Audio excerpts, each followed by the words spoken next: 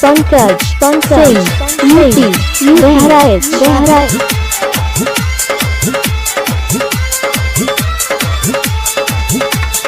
हिया रसीली हो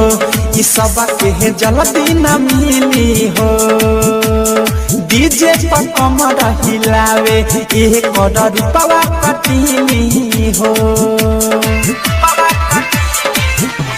सुन हिया रसीली हो ई सब के जल्दी न मिली हो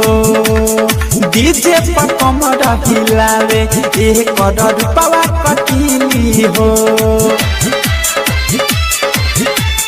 राइटर बिकी विशाल नहीं मिली दोबारा हो